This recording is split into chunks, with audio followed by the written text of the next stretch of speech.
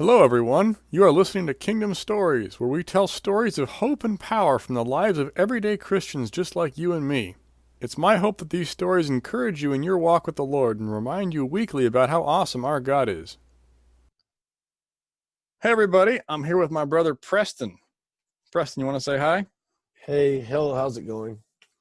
All right. So, Preston, you want to start off by kind of giving us some background about where you come from, your childhood, etc. All right. Well, thank you, Jesse. Today I'm 33 years old and I was born and raised in Stockton, California. I'm the oldest of 9 children. My mom and dad had a big family. So yeah, yeah, that's pretty much it.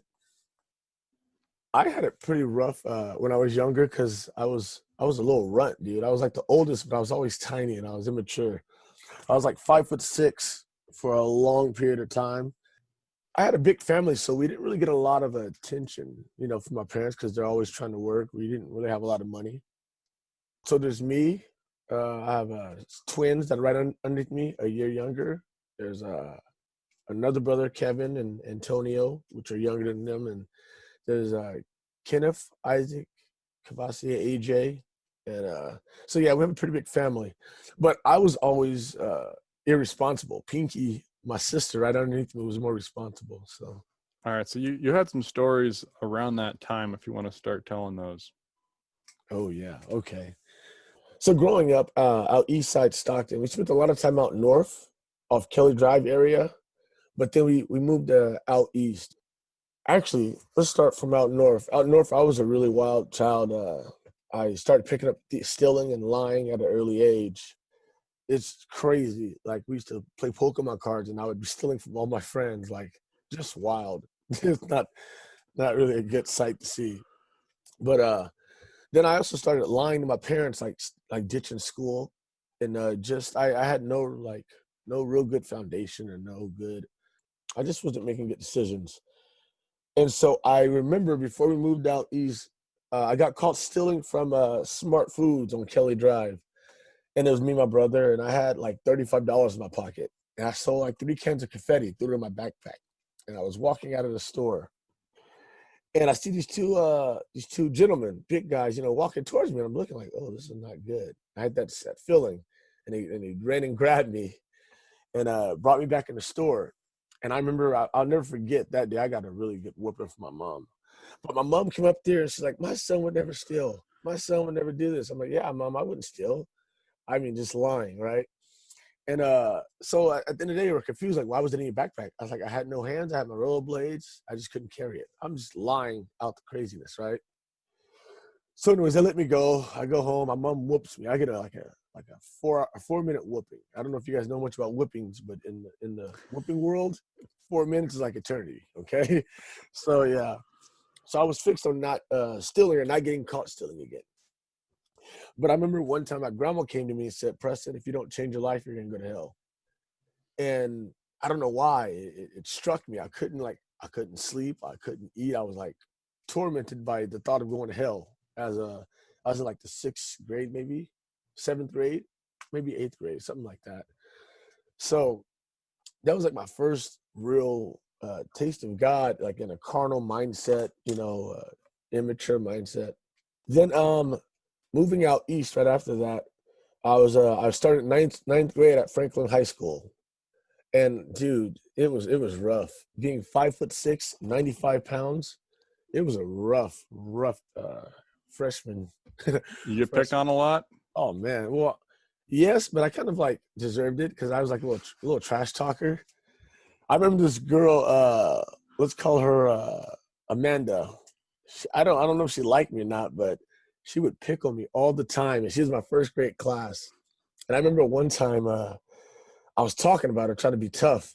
And she stood up and she kicked my chair from underneath me. Like I was still sitting down and my chair disappeared. It was miserable freshman year in high school. So yeah, then I got caught up in some more stuff. I started stealing some more, just whatever I can get my hands on to make money off of. I remember one time I have a great friend. Let's just call him Tony.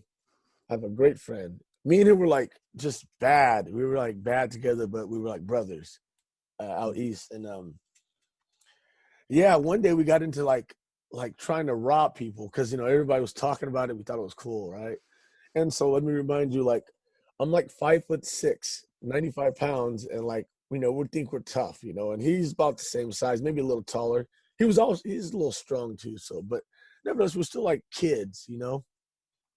So we were like staking out this little bar. We was waiting for people to come out, and this older gentleman comes out, and I hate that I was even involved in this, but so we wait for him to come out. We walk up behind him, and we jump on top of him.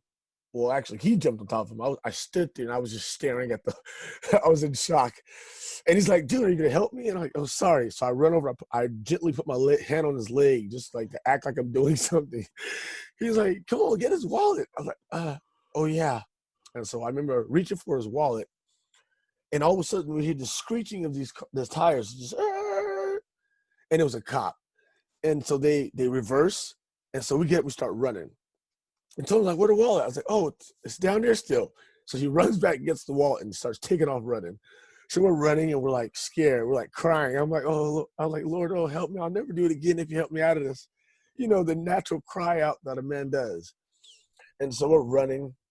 I remember we hit like this gate, and you can see the cop car on the other side of the gate. They're circling the block. We're just afraid. And so I remember we're in the backyard. As soon as the cop drives by, we're gonna run. Take off and just run home. And so I remember we saw the cop car drive by, and we jumped over the gate, and we ran home. And and we opened up the wallet, and there was nothing. It had nothing in there. It was like nothing. I was like, "Dude, we're risking our lives for nothing." Wow. So then he said, "Let's do it again. We can do this again tomorrow night." I was like, "Oh, I want to be tough," but really, I was just not about this life, man. So anyways, the next morning, a pastor comes by my house, and I seen him a couple times in the neighborhood. He would go to the food bank and drive around on this flatbed truck, passing out like food, bread, stuff like that, sodas, whatever he got from the food banks. And he hands me a kid. I was like, I keep saying how small I am. He hands me some protein shake and some candy. And I'm like, "Dude, like, this is awesome, right?" So I asked him, "Can I help him, go around and pass out things to the community?" He said, "Sure." And so I remember that day was the first day of a long relationship with him. I was with him for the whole summer, just passing out things, painting houses, whatever, making honest money. And sometimes I like to stop and think, like, what would I be if I never met that pastor? Even though he'd always talk to me about God, I wasn't really interested. But it was a life-saving moment, I know for a fact. He saved you from getting back into that life with the guy you called Tony. Yes. Well, I mean, honestly, that was just the beginning of something. Me and some friends started drinking in our room, and it was just not really good. Being raised out east side Stockton, you have to be rough, and everybody is putting on this facade like they're tough. Like our image of a man wasn't really what you would think a man is. I used to think that a man was the guys in Filbert Arms, who would walk around, with weapons on them and selling drugs. That's what I thought a man was. And that's what we role modeled after so much. These people in our neighborhood that are called men. I mean, even though I had a dad and a mom in the same house, my stepdad, he's the only man I know. He did the best he could, but he's always working. We rarely got to spend time with him.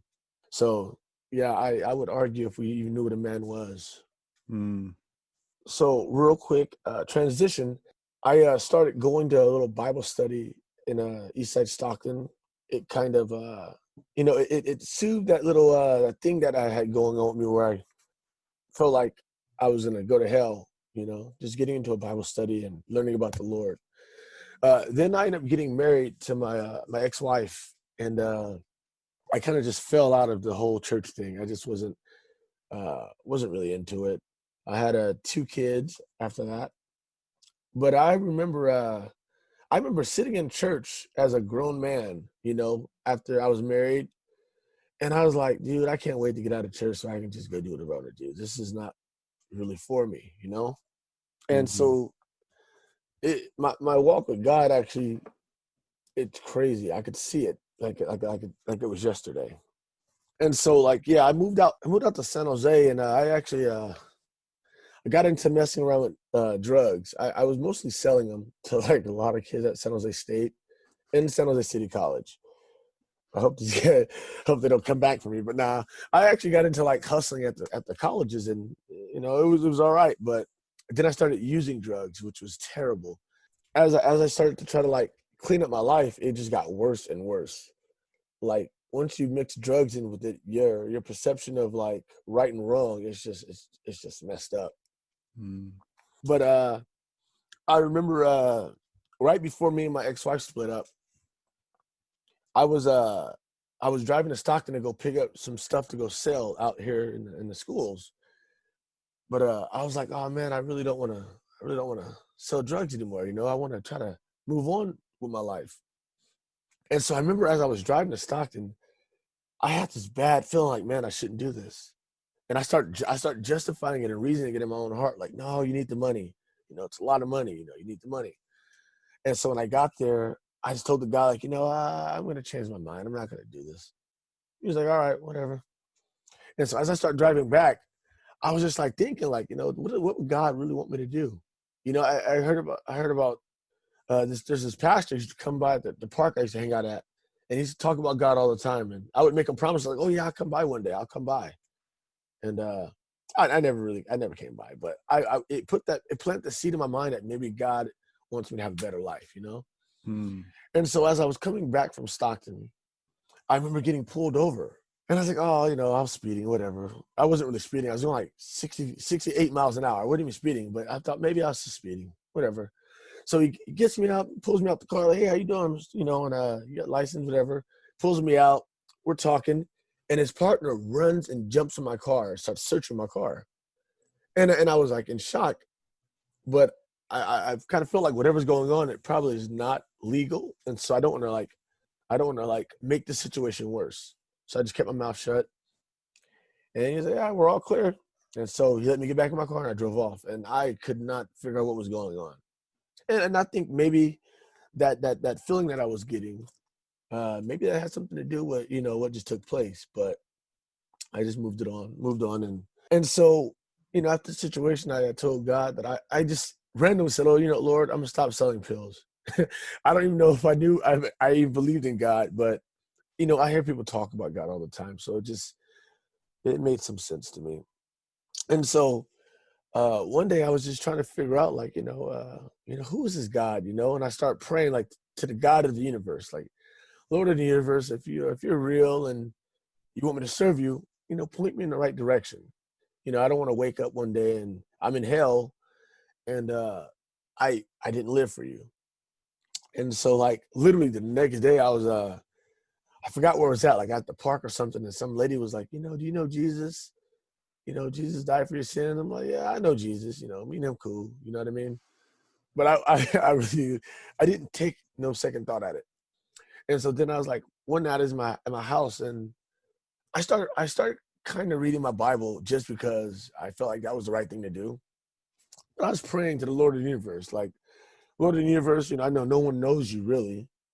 If you're real, point me in the right direction. And so then the next day, about 2 days later, I was like at a grocery store or something. And some guy was like, man, yeah, Jesus changed my life. I'm like, yeah, that's cool. That's cool for you and Jesus. You know what I mean? I know Jesus too. We're cool.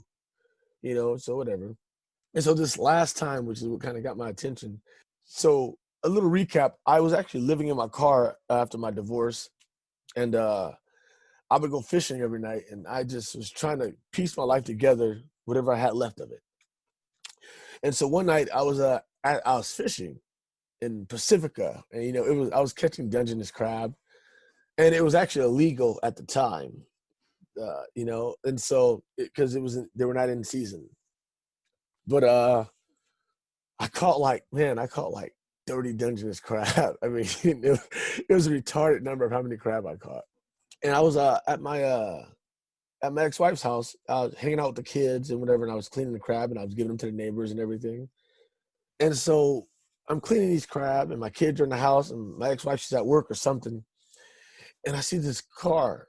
So in the night on the pier, I was like, Lord of the universe, Lord, I know you created all of this beautiful water, stars, the waves, like it's just so perfect. Lord, point me in a direction because I really don't know where I'm at. I'm lost. And so I had maybe like a 20-minute talk with them. I'm just staring out into this beautifulness, right? And so the next morning I get to her house, I'm cleaning these crab, and I see this car with like, it looked like 4 white guys drive down this this long driveway in the middle of Oakland, okay? We're like in the middle of Oakland somewhere, off like Bancroft at 90th or something. And I'm looking at that car like, dude, that don't look good. And I'm looking at these crabs, I should hide them.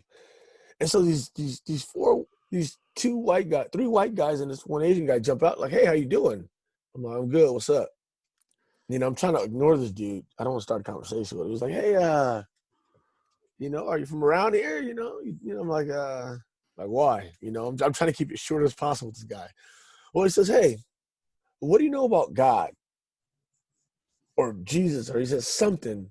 And it was like a trigger. I was like, oh, bro, man, listen, I've been praying to the God of the universe, trying to ask for something. And I think he'd be giving me this sign and this sign and this sign. And the guy's like, he's like laughing. And so long story short, he's like, hey, do you mind if I keep in contact with you? I'm like, yeah, sure. And so, you know, I say bye to these brothers. And I actually have a picture of this on Facebook of these guys. So anyways, they leave. And there's this guy, let's call him Mr. Love. He calls me like every other day just to see how I'm doing. And he'd always call me and just say, hey, how you doing, Preston? And I would just start like preaching to him, like, oh yeah, I learned this, I learned this, and I learned this. And he's like, yeah, well, remember what the Bible says, you know, if you can have all this, but if you don't have love, you have nothing. And I'm like, all right, that's cool. And so one day, Mr. Love asked me, can he introduce me to Ross? And Ross was a guy who actually was like a mentor to me. And I remember we met at this cheesesteak little shop, and I was like, I was like an hour late. Okay. And the guy waited there, and he was patiently waiting. And I was like, man, I'm sorry I'm late, man. As if punctuality was something that I had a one-time issue with. I think I was late to everything, right? So I met with Ross, and I had this list of questions that I've taken notes on, and I was like, hey, so what do you think about this? What do you think about this? What do you think about this? And Ross, this guy, he's on his toes. He's like, yeah, those are all good, but you want to make sure you focus on Jesus. I'm like, all right. And I asked him another question, like 5 more questions. Like, yeah, those are good, and this means this, and this, I believe, is interpreted like this. But you kind of want to focus on Jesus when you're looking at these. You know, I'm like, all right. And so he said it one more time, and I really got his point. Like, you know, it's about focusing on Christ, you know. And so Ross, it was kind of like a handoff. Mr. Love handed me off to Ross, and that's actually when I met you too, Jesse. I met you at a Bible study in Hayward. Ross is the one that told me to meet up with Matt and go to the Bible study, so I ended up going there and meeting you. It was crazy because after meeting you and Ross, we started doing ministry and stuff like that, and it was funny because if I felt like God was pointing me in this right direction. Like if I could just go over a couple of things that were going wrong and that were going right. My punctuality sucked. I would say things that I didn't mean and mean things that I didn't say. I wasn't a man of my word. I thought a man was how tough you could be and not, you know, how much you think about a process and you do the right thing. You know, I always valued I think what is called transactional. Someone who makes decisions based off how they feel or what's more convenient. I thought that was the way to live, but I was quickly learning. I wouldn't say quickly. It took me a while to learn these lessons, but yeah, I thought that was pretty neat how God was pointing me like in a real strong direction of how to be a man. And so as I started hanging out with Ross, I remember he brought me down to LA to this huge event. I mean, we had like 70,000 people in the stadium. Wow. It was awesome. Like when you walk into the stadium, you literally felt like crazy intoxicated. You felt drunk, but like there was nothing. We had some water and maybe a little coffee, but you felt like you were wasted with like the Holy Spirit. It was like this presence. It was just crazy. And so I remember I was like running around talking to everybody, like, oh, hey, how are you doing? Hey, how are you doing? Hey, yeah, I'm from Stockton. Where are you guys from? And there's like people from Brazil, people from England, people from all over the place. They come here just to go to this event. It's crazy. Wow. Yeah. And so I remember when I got back to Ross, I mean, I ran around this whole stadium almost like it was crazy. And I remember when I got back to Ross was like, Preston, why don't you sit down and enjoy it? You know, I was like, I am enjoying it. And so, and these two white ladies, they walk up to us and say, hey, how you guys doing? Hey, how are you doing, sir? I'm like, I'm doing fine. She's like, do you need any kind of prayer or anything for maybe like your arm or something? I was like, what? I said, I did blow my shoulder out in like a wrestling match a long time ago. She's like, yeah, let me pray for it. And so she prays for my arm, and she put her hand on my arm, barely touching me, and I felt like this jump of heat and electricity or something. It was crazy. I was like, what was that? And she's like, yeah, you felt that? So I felt that too. And so she prayed for my shoulder. My shoulder felt like 100 times better. I actually messed up my shoulder in a fight. And her friend's like, yeah, we were like trying to find you for like an hour or 30 minutes. We were like running around and we felt like we should go this way and go this way. And we didn't know where to go. We were like, God, we can't find them, you know? And Ross is dying laughing like they're being sent by the Holy Spirit to find somebody who's running all over the place, you know? And so like these little stories of like God doing things were just awesome, like, you know, because you don't actually think that God really works or does things today, you know? Or at least I didn't. And so, yeah, man, so just looking at where I came from and looking at where God has been moving me, it's really a blessing. Where would you say you are now, and how would you say God's helped you get there? That's a good question. I think one of the biggest things that comes to my mind is that after my divorce, I actually was kind of afraid of commitment and afraid of like stability, being stable.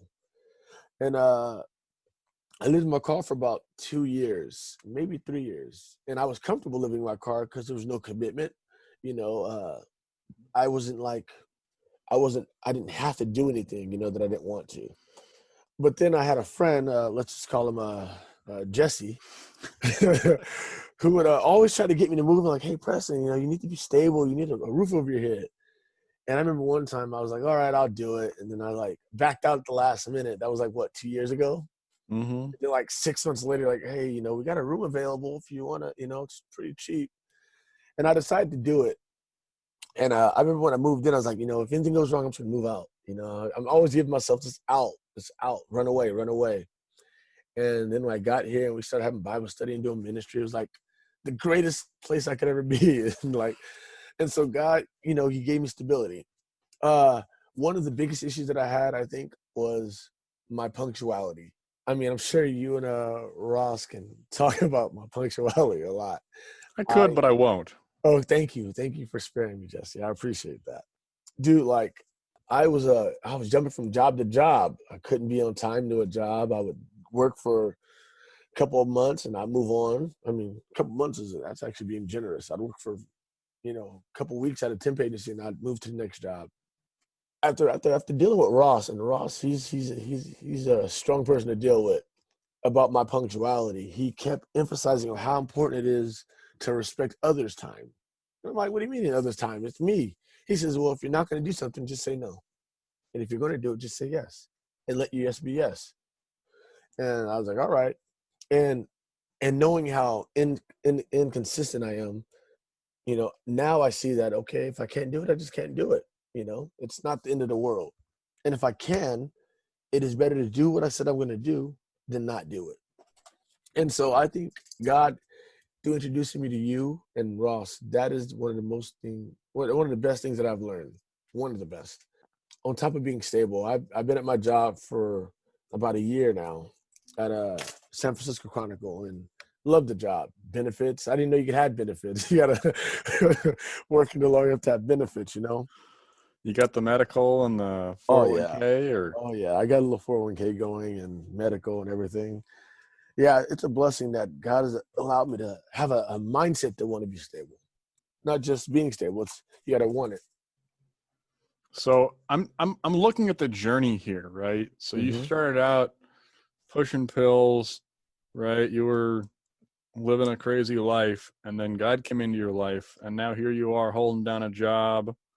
You know, you're taking care of your kids. I know you had some issues with with your kids in the past. I don't know if you want to touch on that at Hmm. all. Oh yeah, don't mind.